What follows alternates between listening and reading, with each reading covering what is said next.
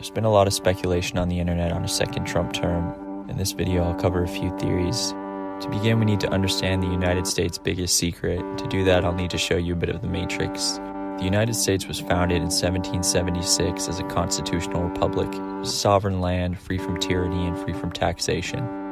To speed up the story a bit, somewhere along the lines the United States went bankrupt, so in 1871 the United States was converted into a corporation, or the United States Corporation.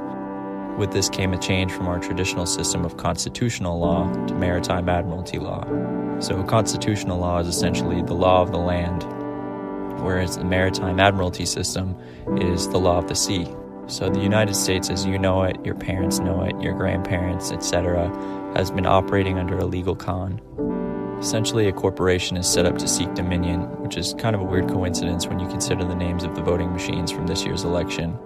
The corporation exists as an antagonist to the sovereignty of the individual states. So to go back to the maritime admiralty system for a minute, you know we're in this because of the terminology. So there's a lot of sea-related terms. For example, we have a citizenship, we have a passport, our rights were converted into liberties or privileges. That's part of the reason why the Statue of Liberty exists in a body of water instead of on the continental United States. In short, you can recognize this and fact-check it yourself.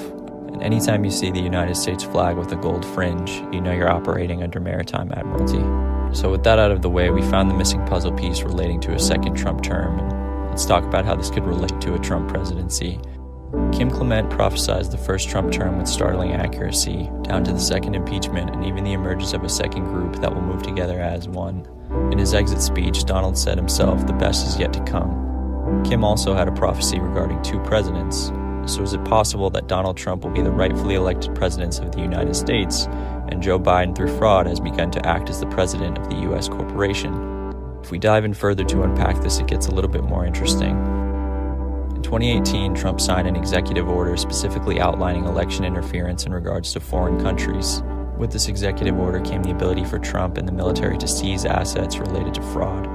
DC is a foreign entity that operates the United States corporation. So in theory, if the US corporation was shut down, the capital would probably return to Philadelphia or perhaps go somewhere new. What's extremely odd is if you look at the inauguration of Biden, you have military all over the place, you have walls completely surrounding DC. So is it possible that DC itself was the first seizure as a foreign land on United States soil once the corporation of the United States has been absolved? This makes even more sense when you realize that Donald Trump, the rightfully elected president of the United States, can't rule the United States from a foreign land. If you watch the Biden inauguration closely, you'll see our military with their backs turned. If you watch the funeral of George Bush Sr., you'll see a wrinkled flag on the casket, which is reserved for traitors. The United States military knows the only thing remaining is public awareness. So how does God now show the last remaining sleepers their truth? In Kim's prophecy, it talks about bringing the nation to its knees.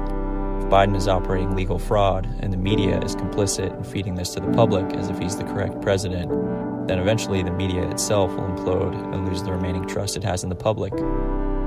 Another interesting piece is the switch. When those who hated Trump, called him stupid, tyrannical, will be forced to realize it was in fact themselves that were misled.